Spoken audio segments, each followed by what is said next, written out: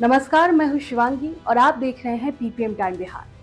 आज बात प्रधानमंत्री नरेंद्र मोदी के 75वें जन्मदिन की। इस मौके पर उन्हें देश और दुनिया से शुभकामनाएं मिल रही हैं। लेकिन रक्षा मंत्री राजनाथ सिंह ने उन्हें खास तरीके से बधाई। दरअसल राजनाथ सिंह ने पीएम मोदी के जन्मदिन पर एक उनके जीवन से जुड़ा एक दिलचस्प और प्रेरणादायक किस्सा सुनाया। राजनाथ सिंह ने बताया कि ये कहानी तब की है जब नरेंद्र मोदी मुरली मनोहर जोशी जी की यात्रा के कन्वेनर थे। उन्होंने पीएम मोदी की सादगी, ईमानदारी और देश के प्रति उनके समर्पण को उजागर किया। तो आइए आपको दिखाते हैं रक्षा मंत्री राजनाथ सिंह ने इस पूरे वीडियो का अंश और जानते हैं कि प्रधानमंत्री मोदी के जीवन का कौन सा पहलू उन्होंने सबके सामने रखा है। जब राष्ट्रीय अध्यक्ष डॉक्टर मुरली मनोहर जी जोशी थे, उस समय जो उन्होंने यात्रा की थी पूरे भारत की, उस दौरान उसके कन्वीनर के रूप में मोदी जी ही दायित्व निभा रहे थे। उस समय उनसे हमारी भेंट झांसी में हुई थी और झांसी में जोशी जी के बोलने के पहले उन्होंने एक 2 मिनट 4 मिनट तक अपने भी विचार व्यक्त किए थे और मैंने देखा कि उनको विषय को प्रस्तुत करना और उनकी बोलने की शैली, ये सब बहुत ही प्रभावी थी। ऐसा मैंने अनुभव किया। तो मुझे लगा कि जो बीजेपी की लीडरशिप है उसमें कोई एक फ्यूचर है तो मोदी जी हैं। मेरे मन के अंदर उसमें भाव पैदा हुआ। 2006 से जनवरी से ही मैं राष्ट्रीय अध्यक्ष रहा, तो उस समय तो हमारी भेंट मुलाकात बराबर होती रही है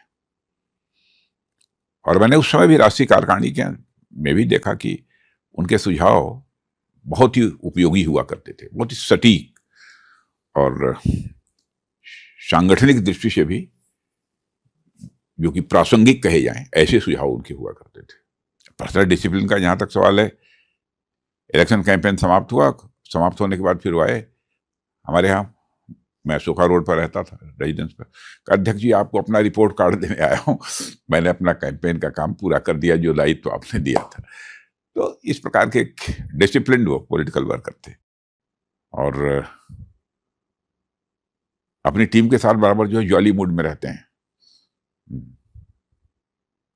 कभी कोई बाहर देखे लोगों को लगता होगा कि इतना वर्कलोड है, ये है, बड़े वो तनाव में रहते होंगे। ऐसा नहीं, मोदी जी को इस रूप में मैंने नहीं देखा। एक से एक किस्से और कहानियां आज भी सुनाते हैं, बहुत ही आनंद की अनुभूति होती है उस समय। संगठन के काम करने में भी, माने जब वो प्रधानमंत्री नहीं बने थे, जब वो प्राइम मिनिस्टर, वो इलेक्शन कैंपेन कमेटी के चेयरमैन जब घोषित हुए थे उस समय भी, और फिर बाद में प्राइम मिनिस्ट्रियल कैंडिडेट घोषित हो जाने के बाद लगभग देश के 17-18 राज्यों में हमारा उनका साथी दौरा हुआ था। तो उस समय भी